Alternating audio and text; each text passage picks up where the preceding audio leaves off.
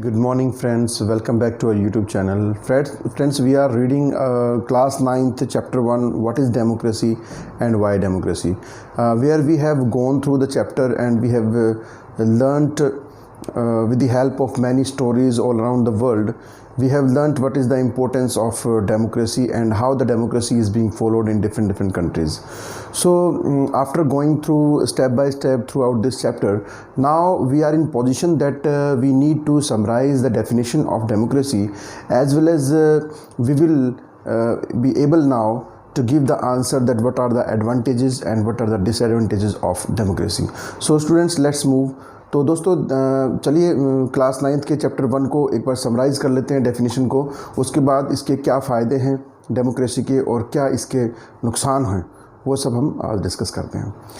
तो फ्रेंड्स, अगर हम बाकी जितनी भी कंट्रीज़ के बारे में हमने स्टोरीज़ को पढ़ा है, हमने पाकिस्तान के बारे में पढ़ा, जनरल परवेज़ मुशर्रफ के बारे में पढ़ा, जहाँ पे उन्होंने प्राइम मिनिस्टर को हटा करके और ख़ुद वो वहाँ के प्राइम मिनिस्टर बन गए, प्रेसिडेंट बन गए, अपनी पावर के हेल्प से, मिलिट्री पावर की हेल्प से उन्होंने तख्ता पलट कर दिया। फिर हमने जिम्बाब्वे में पढ़ा, जहाँ पे ह्यूमन राइट्स को भी जो है रिपेल कर दिया जाता है, रिट्रीव कर लिया जाता है जब भी सरकार को ज़रूरत पड़ती है। इसी तरह हमने चाइना के बारे में पढ़ा, जहाँ पे सिंगल पार्टी सिस्टम है, लोगों के पास कोई चॉइस नहीं है। फिर हमने फिजी और एस्टोनिया के बारे में पढ़ा, जहाँ पर हमने देखा कि सभी लोगों को इक्वल वोटिंग राइट्स नहीं हैं और सब लोगों की वोट की वैल्यू इक्वल नहीं है। तो इन सब को पढ़ने के बाद अब हम लोग इस पोजीशन में हैं कि हम इस डेफिनेशन को समराइज़ कर सकते हैं। तो हमारी डेफिनेशन क्या थी? हमारी डेफिनेशन थी कि democracy is a form of government in which the rulers are elected by the people.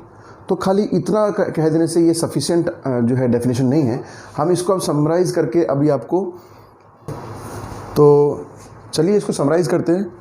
तो what is democracy? Democratic government उस गवर्नमेंट को कहा जा सकता है जहाँ पे जो रिप्रेजेंटेटिव्स हैं, जो डिसीजन मेकर्स हैं, वो जो इलेक्टेड पर्सन है वही डिसीजन मेकर्स हैं। So the elected representatives take the decision. जो चुने हुए लोग हैं वही डिसीजन लेते हैं, वही अमेंडमेंट करते हैं, वही पॉलिसी मेकर्स हैं, क्योंकि जनता ने उनको चुन के भेजा है। तो जनता ने अपनी चॉइस से उनको रिप्रेजेंटेटिव बनाया है, उनको चूज़ करके गवर्नमेंट उनको जो है ना कंट्रोल करने के लिए उनको आगे भेजा है। तो अगर वही डिसीजन मेकर हैं तो आप कह सकते हैं कि वो एक डेमोक्रेटिक कंट्री है। इसके अलावा इन रूलर्स को चूज़ करने की लोगों के पास अपॉर्चुनिटी होनी चाहिए और लोगों के पास चॉइस होनी चाहिए। जैसे चाइना में है, वहाँ पर मल्टी पार्टी सिस्टम नहीं है। हमारे इंडिया में मल्टी पार्टी सिस्टम है। अगर आपको एक पार्टी के एजेंडाज या पॉलिसीज़ आपको अच्छे नहीं लगते, क्योंकि देखिए हर पार्टी के अपने एजेंडाज होते हैं, अपनी पॉलिसीज़ होती हैं। अगर आपको लगता है कि नहीं ये एजेंडा ठीक नहीं है या इनकी इंटरनेशनल जो रिलेशंस हैं ये पार्टी सही ढंग से मेंटेन नहीं कर पा रही है, तो आप पार्टी को बदल सकते हैं। तो देखिए किसी भी कंट्री में जहाँ चॉइस है लोगों के पास पार्टी चेंज करने की और लीडर्स को चेंज करने की, एग्जिस्टिंग पार्टी को आप चेंज कर सकते हैं, तो फिर आप कहेंगे कि yes it is a democratic government. इसके अलावा equal value of vote, all citizens are entitled to choose their leaders. तो जैसे हमने फिजी के एग्जाम्पल में और एस्टोनिया के एग्जाम्पल में, मैं दोबारा इसी चीज़ को रिपीट कर रहा हूँ। और एक और एग्जाम्पल आपको देता हूँ, श्रीलंका के अंदर भी ऐसा ही है। हमारा पड़ोसी देश है श्रीलंका, जहाँ पर क्या है कि जो सिंगलाज लोग हैं उनको हर चीज़ में, गवर्नमेंट जॉब्स में भी, इलेक्शंस में भी उनको प्रमोट किया जाता है, उनको ज़्यादा वैल्यू दी जाती है। जबकि जो तमिल पीपल वहाँ पे रहते हैं उनकी वैल्यू ज़्यादा नहीं है। तो ऐसा नहीं होना चाहिए। अगर ऐसा है तो फिर वो डेमोक्रेसी नहीं है। तो डेमोक्रेसी का ये एक और फीचर है कि इक्वल वैल्यू ऑफ वोट, सभी सिटीजन्स को इक्वल वैल्यू होना चाहिए, irrespective of their caste, their ethnicity, their religion और देयर जेंडर। ऐसा नहीं है जैसे सऊदी अरब में क्या है, 2015 से पहले सऊदी अरब में महिलाओं को वोट डालने का अधिकार नहीं था। तो ये भी नहीं होना चाहिए। अगर ऐसा है तो फिर आप उसको लोकतंत्र नहीं कहेंगे। तो लोकतंत्र के अंदर सभी सिटीजन्स को, चाहे वो महिला है, चाहे वो कोई व्यक्ति है या कोई लोअर कास्ट, अपर कास्ट या उसकी कोई भी धर्म है। हमारे हिंदुस्तान में क्या है, हमारे भारत में हिंदू, मुस्लिम, सिख, ईसाई सब लोग एक साथ रहते हैं, सबकी वोट की एक सिंगल वैल्यू है। तो this is called democratic government. इसके अलावा डेमोक्रेटिक गवर्नमेंट में रूल ऑफ लॉ होना चाहिए और कॉन्स्टिट्यूशन जो है ना प्रायोरिटी पे होना चाहिए। देखिए हर गवर्नमेंट को चलाने के लिए कुछ सेट रूल्स एंड रेगुलेशंस होते हैं और हमारे देश के संविधान को हमारे बुद्धिजीवी जो हमारे नेता थे, आज़ादी के बाद इतने बड़े लंबे सप्रेशन के बाद जब हमारा देश आज़ाद हुआ तो 2 साल 11 महीने और 18 दिन की अथक जो है ना टायरलेस मेहनत के बाद उन्होंने हमारे संविधान को बनाया और लगभग 64 से ज़्यादा देशों के संविधान को अध्ययन करके उनकी मेन फीचर्स को, कैरेक्टरिस्टिक्स को स्टडी करने के बाद में एक एक एजेंडे को, एक एक पॉइंट को कई कई दिनों तक डिस्कस करने के बाद में फिर जो है ना उसकी कोर जो एक एसेंस था उसको निकाल करके हमारा कॉन्स्टिट्यूशन बनाया गया है। अब ऐसा कॉन्स्टिट्यूशन जो है उसका रिस्पेक्ट होना बहुत ज़रूरी है। रूल्स और रेगुलेशंस हमें अपने दायरे में रह के बनाने होंगे। स्टेट गवर्नमेंट्स की लिमिटेशंस होनी चाहिए, सेंट्रल गवर्नमेंट की लिमिटेशंस होनी चाहिए। ऐसा नहीं कि अपनी मर्जी से कोई भी संविधान को चेंज कर दे, जैसे जिम्बाब्वे के गवर्नमेंट के बारे में हमने बताया। एक और एग्जाम्पल नेपाल, हमारा ही पड़ोसी देश है, छोटा सा देश है नेपाल। वहाँ पर अभी तक राष्ट्रपति शासन था, 2006 में जाके वहाँ पर डेमोक्रेटिक गवर्नमेंट एस्टेब्लिश की गई है। उससे पहले अपनी सुविधा के हिसाब से कॉन्स्टिट्यूशन को राजा चेंज कर दिया करता था। तो अगर किसी एक व्यक्ति के हाथ में या किसी सरकार के हाथ में कॉन्स्टिट्यूशन को बदल देने की पावर है और वो आराम से फ्लेक्सिबल है और कानून को बदले जा सकते हैं, तो फिर आप वो डेमोक्रेटिक गवर्नमेंट नहीं कह सकते। इतना फ्लेक्सिबल कॉन्स्टिट्यूशन नहीं होना चाहिए। तो रूल ऑफ लॉ होना चाहिए, सबसे ऊपर रूल होना चाहिए, लॉ सबसे ऊपर होना चाहिए। चाहे कोई नेता है या कोई एक कॉमन मैन है, सबके लिए कानून बराबर होना चाहिए। तो जिस देश में इक्वल लॉ और रूल ऑफ लॉ जो है एग्जिस्ट करता है, वहीं आप कह सकते हैं कि वो लोकतंत्र है। तो इन चारों पॉइंट्स को स्टडी करने के बाद में अब आप डिफाइन कर सकते हैं डेमोक्रेसी को बेटर वे में। तो दोस्तों अभी तो हमने ये समराइज़ किया है डेफिनेशन को।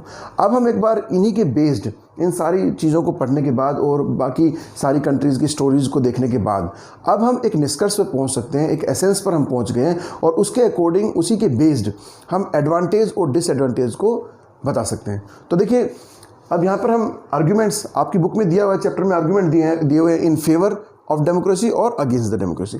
तो हम यहाँ पर इनको जो है ना फटाफट जो है इनको स्टडी कर लेते हैं ताकि आपको एक बेटर आइडिया हो उसके। देखिए पहले बात करते हैं इसके अगेंस्ट। डेमोक्रेसी जो है एक बहुत ही कॉम्प्लेक्स स्ट्रक्चर है। डेमोक्रेसी के अंदर देखिए हमारे देश की बहुत ज़्यादा पॉपुलेशन है, 125 करोड़ की आबादी वाले इस देश में लीडर्स को, सब लोग तो सरकार को नहीं चला सकते, तो ये तो है कि हमें रिप्रेजेंटेटिव्स को आगे भेजना होगा।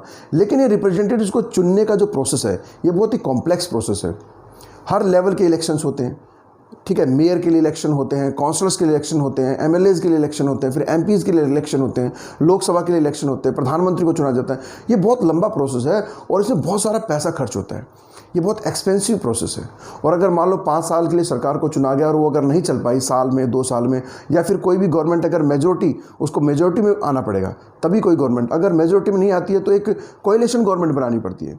तो फिर जो एक एम्बिशन है गवर्नमेंट को इलेक्ट करने का वो फिर मीनिंगलेस हो जाता है, क्योंकि हमने किसी एक पार्टी को हम नहीं चुन पाए। तो इस तरह से ये बड़ा ही कॉम्प्लेक्स प्रोसेस है और इसमें बहुत सारा करप्शन भी है। जो मसल पावर वाले लोग हैं या जिनके पास फाइनेंशियल स्ट्रॉन्ग लोग हैं, उनका पूरी फैमिली का जो ना कब्जा हो गया है राजनीति पे। आप कांग्रेस पार्टी का उदाहरण ले सकते हैं।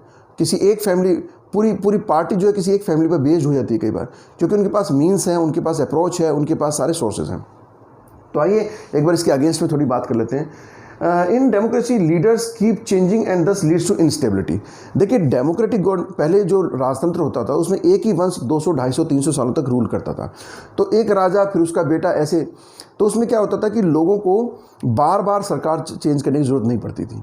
लेकिन अब क्या है, इस डेमोक्रेटिक गवर्नमेंट के अंदर हर 5 साल में इलेक्शन कंडक्ट कराने पड़ते हैं और हर 5 साल में सरकार बदल जाती है। एक सरकार अपना 5 साल तक इंफ्रास्ट्रक्चर को मजबूत करने की कोशिश करती है, कुछ डिसीजन लेती है, प्लान करती है आने वाले 5 साल के लिए। जब तक वो प्लान कंप्लीट नहीं हो पाते हैं तब तक गवर्नमेंट के चेंज होने का टाइम आ जाता है। तो एक तो गवर्नमेंट जो है, डेमोक्रेटिक गवर्नमेंट में इनस्टेबिलिटी होती है। कोई भी एक गवर्नमेंट लगातार लंबे समय तक बनी नहीं रह सकती। दूसरी बात, it is political competition, power play. ये एक पावर गेम बन गया आजकल। और ये पॉलिटिक्स कंपटीशन जो है, पॉलिटिकल कंपटीशन, ये काफ़ी करप्ट हो गया है और लोग मोरल वैल्यूज़ को भूल गए हैं। इलेक्शन जीतने के लिए किसी भी मीन्स के लिए किसी हद तक जो है लोग चले जाते हैं।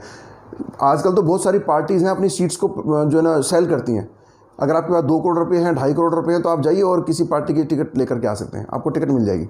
अगर आपके पास पैसा नहीं है, आप ऐसी सिचुएशन हो चुकी है लोकतंत्र में कि अगर किसी व्यक्ति के पास पैसा नहीं है लेकिन वो बहुत अच्छा इंसान है, उसके पास बहुत सारे अच्छे एजेंडा हैं, अच्छी पॉलिसीज़ हैं, लेकिन उसके पास पैसे नहीं है, तो कोई पार्टी उसको टिकट नहीं देगी। वो कैंडिडेट के रूप में जो है अपॉइंट नहीं किया जाएगा। वो नहीं जा करके कोई भी इलेक्शन लड़ सकता। तो बड़ा डिफ़िकल्ट हो गया है। तो आजकल ये क्या है, ये जो डेमोक्रेसी है पॉलिटिकल कंपटीशन बनता हुआ जा रहा है। इसमें लोग कोई भी करप्शन या कोई भी किसी तरह का मीन्स या कोई भी रास्ता, किसी भी तरह से वो इलेक्शन को जीतना चाहते हैं, उसमें चाहे उनको कोई भी रास्ता अपनाना पड़े। तो ये प्योरली क्या हो गया, पॉलिटिकल कंपटीशन हो गया। इसमें मोरलिटी खत्म हो गई है, नो मोरल एथिक्स। इसमें जो भगवान राम वाला एक जो देश बनाने वाली बात है ना, वो मोरलिटी खत्म हो गई है। अब लोगों की सेवा के लिए नहीं, बल्कि आजकल तो नेता बनना एक पावर प्ले हो गया है। जो व्यक्ति एरिया का नेता बन जाता है तो वो बहुत बड़े डिग्निटी फील करता है, प्राउड फील करता है, 2 करोड़ 2.5 करोड़ रुपये खर्च करता है, लोगों को पैसा डिस्ट्रीब्यूट करता है इलेक्शन टाइम पे, फिर जीतने के बाद इतना करप्शन वो फैला देता है, इतना कुछ करता है कि जो उसने पैसा खर्च किया है वो कोशिश करता है उसका 10 गुना जो है ना वापस। तो जनता के लिए जो पैसा इस्तेमाल करने के लिए था, अब वो व्यक्ति अपना पैसा अपनी संपत्ति को बढ़ाने में लगाता है। चलिए, डिले इन डिसीजन मेकिंग। क्योंकि मैंने आपको बताया, डेमोक्रेसी एक बहुत ही कॉम्प्लेक्स स्ट्रक्चर है। इसमें एक टेबल से दूसरे टेबल पर फाइल घूमती रहती हैं, डिसीजन लेना बड़ा टफ होता है, बहुत लंबा समय लग जाता है। इसके अलावा अपोजिशन जो पार्टी होती है वो डिसीजन लेने में बड़ा जो है दखलंदाजी करती है।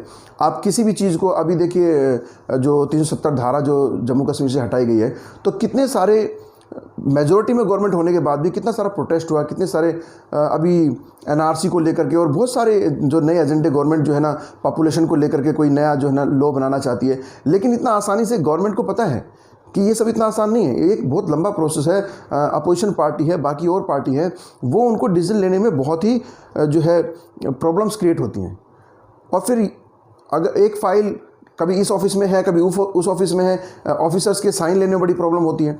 एक नेता फिर दूसरे नेता, और बहुत सारे नेताओं की रजामंदी के बाद 3/4 मेजोरिटी से जब कोई बिल पास होता तभी जाके वो लॉ बनता है। तो इसलिए बहुत ही टफ प्रोसेस है, बहुत समय लग जाता है किसी एक डिसीजन को लेने में, तब तक 5 साल पूरे हो जाते हैं।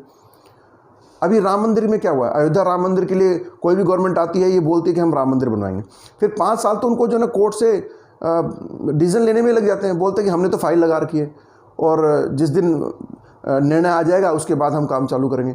तो पूरे 5 साल निकाल दिए। जिस चीज़ के लिए जीत करके गवर्नमेंट आती है, उसी एजेंडे को वो किसी भी बहाने से पेंडिंग करती रहती है। केजरीवाल सरकार क्या बोलती है कि मैं तो डेवलपमेंट करना चाहता हूँ बट सेंट्रल गवर्नमेंट मुझे पैसा नहीं दे रही है। तो इस तरह से एक जो डेमोक्रेटिक गवर्नमेंट है उसमें बड़ा टफ प्रोसेस है डिसीजन मेकिंग, या फिर किसी भी तरह का कोई भी न्यू जो है इंफ्रास्ट्रक्चर को मजबूत करने में। It is a corrupt form of government and muscle power. मैंने पहले आपको बताया, जब मैं फर्स्ट पॉइंट को लीडर्स अपॉइंटमेंट वाली बात को करा, तो ये करप्ट हो गया काफ़ी। डेमोक्रेटिक गवर्नमेंट में अब आजकल पैसा चलता है, सब जगह पैसा चलने लग गया है। और जो पहले से ही जो बड़े बड़े लीडर्स हैं, पूरी पार्टी में उनका डोमिनेंस रहता है। सारे डिसीजन जो है कुछ चुनिंदा लीडर्स होते हैं पार्टी के, वही डिसीजन लेते हैं, बाकी तो उनके पीछे पीछे जो है ना भेड़ चाल चलने वाले लोग होते हैं। तो कुछ फैमिली के, हमारे पूरे देश में कुछ ही लोग ऐसे हैं, कुछ ऐसी फैमिलीज़ हैं जिनके हाथ में पूरे देश की सरकार, उन्हीं के हाथ में वही डिसीजन मेकर्स हैं। वो चाहेंगे जिसको प्रधानमंत्री बनेंगे, वो चाहेंगे जिसको सीट देंगे, वो चाहेंगे सारे डिसीजन। जैसे हमारे मनमोहन सिंह जी थे, चेयर पे प्रधानमंत्री कौन है? मनमोहन सिंह जी बैठे हुए हैं, लेकिन डिसीजन मेकिंग कोई और कर रहा है। तो इस तरह से ये एक पावर गेम हो गया है, और कुछ फैमिली नेपोटिज्म बहुत ज़्यादा हो गया है। अगर मैं पुराना नेता हूँ तो मैं एमपी हूँ, या राज्यसभा का मैं एमपी हूँ, तो मेरा बेटा जो है इलेक्शन लड़ रहा है एमएलए, और उसके बहुत सारे सोर्सेज हैं, अप्रोच है उसकी, तो वही जीतेगा। इस तरह से बहुत सारा करप्शन इसके अंदर हो गया है, और ये बहुत एक्सपेंसिव है, वेस्टेज ऑफ मनी होता है, बहुत लंबा प्रोसीजर है। हर 5 साल में इलेक्शन कराने पड़ते हैं।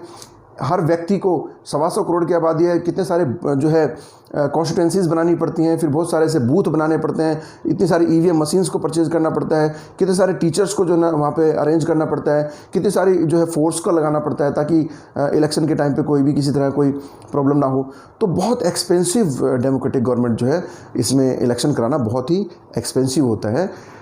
Last, lack of educated voters. हमारे देश में बहुत ज़्यादा पॉपुलेशन तो है, लेकिन एक इसका ड्रॉबैक ये भी है कि यहाँ पे ज़्यादातर लोग अनएजुकेटेड हैं, और वो ज़्यादा आगे की लंबी सोच रखने वाले लोग नहीं हैं। उनको अगर वो सिर्फ इलेक्शन के टाइम पे उनको 2 वक्त का खाना दे दिया, किसी ने उनको पैसा दे दिया, किसी ने उनको दारू की बोतल दे दी, तो बस वो इतना ही सोचते हैं। वो नहीं सोचते कि 5 साल में फिर यही गवर्नमेंट आपके ऊपर रूल करेगी, और जो आने वाले इनके एजेंडा होंगे उन्हीं पर आपका फ्यूचर, आपके बच्चों का फ्यूचर डिपेंड करेगा। उनको उस चीज़ से कोई मतलब नहीं है। अनएजुकेटेड लोग हैं, उनका सोचने का जो कंसेंसस है उनका ज़्यादा काम नहीं करता, वो सिर्फ एक लिमिटेड शॉर्ट पीरियड फ्यूचर के लिए सोचते हैं। ठीक है, तो इस तरह से दोस्तों, ऐसा देश जहाँ पर एजुकेशन की कमी है, वहाँ पर लोकतंत्र को स्थापित करने में बड़ी प्रॉब्लम आती है। तो ये तो थे आर्ग्यूमेंट्स अगेंस्ट डेमोक्रेटिक गवर्नमेंट। लेकिन डेमोक्रेटिक गवर्नमेंट से अच्छा कोई दूसरा स्ट्रक्चर अगर होता, तो इतने सारे देश जिनमें पहले से कोई दूसरा फॉर्म ऑफ गवर्नमेंट चला रहा था, वो सारे अपने आप को डेमोक्रेटिक क्यों बनाना चाहते हैं? तो जितने भी बाकी के फॉर्म ऑफ गवर्नमेंट हैं, अगर उनसे कंपेयर किया जाए तो democratic government is the best form of government. मैं मानता हूँ इसमें कुछ लूप होल्स हैं, इसमें कुछ कमियां हैं, लेकिन समय के हिसाब से चीज़ें बदलती हैं। हमारे अंदर कोई लूप होल्स हैं या कोई कमियां हैं, हम उसको एक्सपीरियंस से जो है ना गेन करते रहें और उनको बदलाव करते रहें। तो डेमोक्रेसी सबसे बेस्ट फॉर्म ऑफ स्ट्रक्चर है, लेकिन जो इसमें कमियां हैं उसको दूर करने की ज़रूरत है। तो अगर वो सारी कमियां इसकी दूर हो जाएं तो this is the best form of government. क्यों है, तो इसके बारे में मैं थोड़ी बहुत बातें आपको बताता हूँ। एक तो ये कि डेमोक्रेटिक जो गवर्नमेंट होती है उसमें जितने भी बेसिक रिसोर्सेज होते हैं, कॉमन रिसोर्सेज होते हैं पूरे देश के अंदर, वो गवर्नमेंट उनको जो है डिसीजन लेती है कि उनका यूटिलाइजेशन कहाँ करना है। तो जो इसमें क्या फ़ायदा होगा, इसमें सभी के लिए इक्वल डिसीजन लिया जा सकता है, कॉमन रिसोर्सेज क्रिएट किए जा सकते हैं सबके लिए।